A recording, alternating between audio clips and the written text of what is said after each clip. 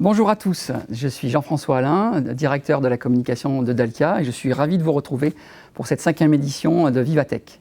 J'ai le plaisir d'accueillir parmi nous Sylvie Janot, présidente directrice générale de Dalkia. Et aujourd'hui, Sylvie, nous allons parler numérique, digital et transition énergétique. Bonjour Jean-François, bonjour à tous. Alors Sylvie, première question, en quoi le numérique peut-il aider, voire accélérer la transition énergétique ? Oui, parce que contrairement à ce qu'on pourrait penser, la transition énergétique n'est pas un simple changement d'énergie. Elle est plutôt un bouleversement complet de nos modes de production, de stockage, de consommation. Et cela signifie que des écosystèmes assez complexes vont se développer sur les territoires. Alors juste un exemple pour être concrète. À Nanterre, le groupe EDF, en partenariat avec Bouygues Immobilier, travaille sur l'écoquartier de Nanterre Université avec 5 sources d'énergie renouvelable et de récupération. Première source, l'énergie du végétal, avec de l'huile de colza, avec lequel nous cogénérons de l'électricité et de la chaleur. Deuxième source, la géothermie, qui va aller chercher les calories de la terre pour apporter de la chaleur. Troisième source, le soleil, qui fournit de l'électricité à partir des panneaux photovoltaïques. Quatrième source, la récupération des calories provenant de la climatisation des bureaux pour apporter du chauffage dans les logements. Et puis enfin, la 5e, la récupération des calories des eaux usées pour compléter avec de la chaleur. Alors on rajoute à cela des systèmes de stockage, un petit peu comme à la maison avec les ballons d'eau chaude qui utilisent l'électricité moins chère la nuit pour restituer l'eau chaude la journée. Alors il nous faut pour cela, pour piloter tout ça, évidemment des systèmes de pilotage et faire en sorte que par exemple les bureaux ne fonctionnent pas avec du chauffage le week-end. Alors ce numérique, il est là pour nous aider justement à piloter, à optimiser et au-delà des simples gestes d'économie d'énergie que nous connaissons tous, nous allons aller plus loin.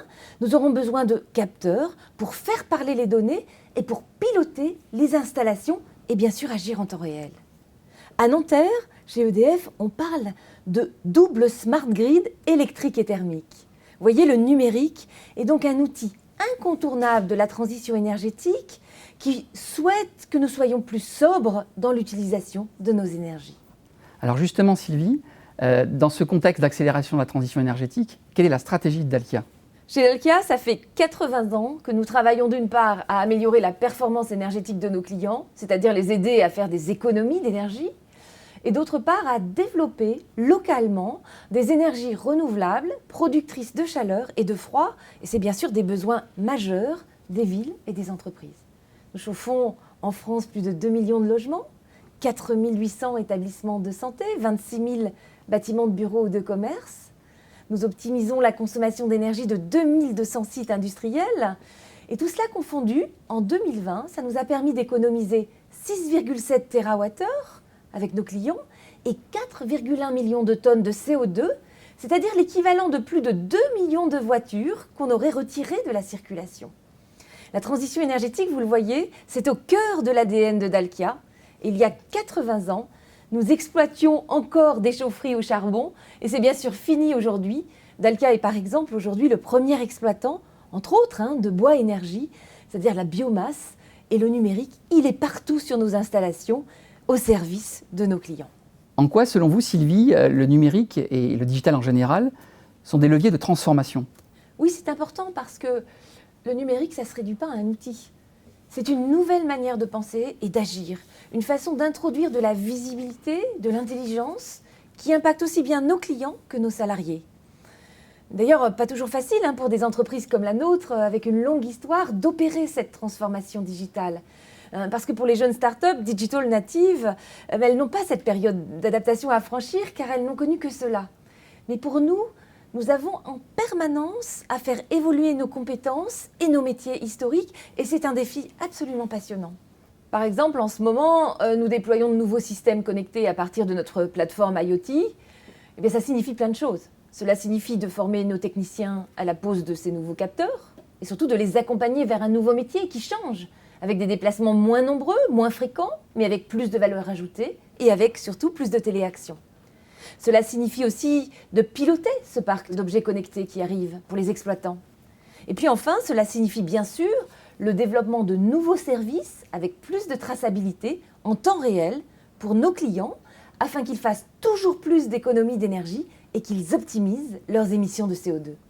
C'est ça la force du numérique. C'est à la fois une explosion dans la quantité de data et une explosion dans la capacité à traiter ces data. En 2035, le volume de données numériques mondial aura été multiplié par 45 par rapport à 2020. Autant dire que les data deviennent notre nouvelle matière première de l'énergie intelligente. Chez Dalkia, nous disposons dans chaque région d'un centre d'analyse des données, le Dalkia Energy Saving Center, qui collecte en temps réel les données des capteurs et des compteurs installés chez nos clients. Ce sont des sortes de tours de contrôle, voire des boules de cristal, car l'intelligence artificielle permet de prévoir finement les consommations et surtout de proposer l'énergie la moins chère et la plus verte au bon moment. Et c'est essentiel en particulier pour la réussite de nos contrats de performance énergétique, car nous prenons avec nos clients des engagements de performance en matière d'économie d'énergie. À Courbevoie, par exemple, nous venons de signer un contrat de performance qui vise 27% d'économie sur la consommation électrique des bâtiments. Et puis nous allons plus loin, dans ce mécanisme de tour de contrôle, en créant et en exploitant des maquettes numériques des bâtiments, qu'on appelle les BIM, pour regrouper l'ensemble des informations techniques des bâtiments. Cette maquette, c'est comme un jumeau numérique, où les données sont analysées en temps réel, et cela nous permet non seulement d'optimiser les consommations, mais également d'optimiser la maintenance du bâtiment dans une forme de prédictivité de cette maintenance et d'aller au plus juste dans la valorisation du patrimoine. Nous avons ainsi signé avec la SNCF un partenariat unique sur 122 gares françaises avec une complexité architecturale que vous pouvez imaginer et nous allons donc optimiser l'exploitation de ces bâtiments avec la SNCF. Le numérique ne fait-il qu'optimiser la gestion des énergies ou offre-t-il de nouveaux gisements en matière de services énergétiques ? En fait, il fait les deux. Dans une chaudière à bois, le numérique, il permet par exemple d'optimiser la combustion en fonction de son essence, de sa forme, de son degré d'humidité. Et cela se vérifie par exemple dans une très grosse chaufferie urbaine que nous avons à Surville, près de Lyon, la plus grande de sa catégorie dans ce domaine. Le numérique, il est ici clé sur le réseau de chaleur de Lyon, où nous fonctionnons à 65% d'énergie renouvelable et de récupération. Un peu comme à Nanterre, les sources d'énergie locale utilisées à Lyon sont multiples. Comme à Nanterre, il y a des systèmes de stockage. Comme à Nanterre, nos clients disposent de services numériques. Et comme à Nanterre, donc, le réseau dispose de sa tour de contrôle numérique. Ce réseau lyonnais, il est aussi donc un smart grid et la lutte contre le changement climatique y est très concrète. C'est comme si chaque année, nous retirions de la circulation 50 000 véhicules à Lyon, tout en chauffant l'équivalent de 130 000 logements. Si on se concentre maintenant sur l'industrie, en quoi le numérique peut-il accompagner les transformations et surtout aider à trouver de nouveaux gisements en matière de performance énergétique ? L'industrie, c'est important, effectivement, parce que l'industrie, c'est traditionnellement le secteur considéré comme le plus consommateur d'énergie.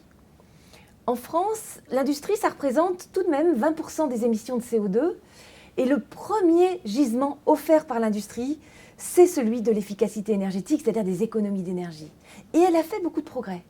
En France, l'industrie, c'est le secteur où l'intensité énergétique a le plus diminué. Moins 24% entre 2002 et 2017 selon l'INSEE. Dalkia y travaille depuis toujours avec ses industriels. Et on innove sans cesse. Par exemple, en 2019, notre virage numérique il a été marqué par Dalkia Analytics.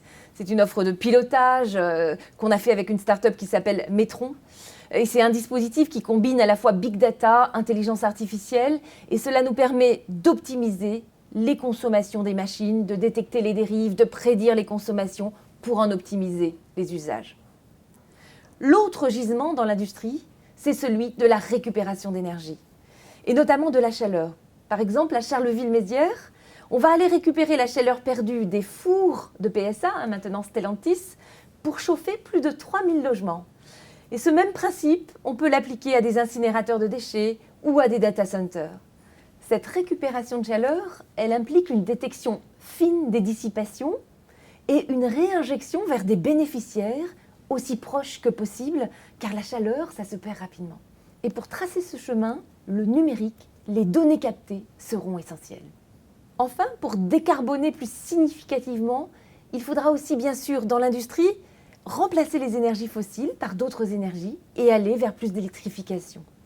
Enfin, je voudrais mentionner aussi l'accompagnement qu'on va avoir du plan de relance français, puisque 1,2 milliard d'euros vont être consacrés à cette décarbonation de l'industrie. Ça nous permettra également d'aller remplacer des énergies fossiles, d'aller aussi vers plus d'électrification très probablement. Une question qui remonte de plus en plus. Que répondez-vous à ceux qui alertent sur l'empreinte écologique croissante du numérique ? Eh bien, je leur réponds qu'ils ont à la fois raison et tort. Raison parce que le numérique, c'est effectivement à peu près, en tous les cas en 2018, je crois, 4% des émissions mondiales, avec une forte croissance qui d'ailleurs, on dit, pourrait dépasser l'impact du transport aérien. Et puis, ils ont tort parce que ce n'est pas une fatalité. Le numérique, on l'a vu, c'est aussi des solutions d'efficacité énergétique pour les industriels tels que Dalkia. Et puis, ça peut être sobre énergétiquement, les acteurs du numérique. Chez Dalkia, nous proposons par exemple à nos clients de récupérer la chaleur des data centers pour la réinjecter dans les réseaux de chaleur. Un autre exemple, nous permettons à Interxion, le leader français des data centers, de refroidir leurs serveurs grâce à de l'eau de mer pompée qui, après son réchauffement, va alimenter un réseau de chauffage urbain. Eh bien, cette entreprise est bien partie pour atteindre la neutralité carbone localement. Puis enfin, un dernier exemple, à Metz, nous appelons ça notre chaudière numérique, puisque nous travaillons avec une start-up qui, elle, fait des serveurs informatiques, Trésoriaux, et cette start-up utilise un espace de l'hôpital pour poser son serveur, et on a imaginé chez Dalkia une innovation, puisque nous avons un circuit d'eau autour de ces serveurs qui va nous permettre d'aller fournir de l'eau chaude sanitaire aux patients de l'hôpital. C'est un très bel exemple à la fois d'économie circulaire et surtout un magnifique exemple de cette double transition à la fois numérique et énergétique. Sylvie, un petit mot pour conclure ? Oui, je crois que tous les exemples que j'ai donnés, c'est juste de l'innovation qui s'exprime au quotidien chez Dalkia, de l'innovation numérique que nous mettons au service tout de même d'un enjeu planétaire qui est celui de la lutte contre le changement climatique. Merci Sylvie pour cette conclusion sur une note d'innovation et sur cet engagement que l'on ressent chez Dalkia en faveur de la transition énergétique, qui je sais vous est très cher et aussi très cher aux salariés de Dalkia. Il nous reste maintenant à souhaiter un très bon Vivatech 2021 à tous. Merci pour votre attention.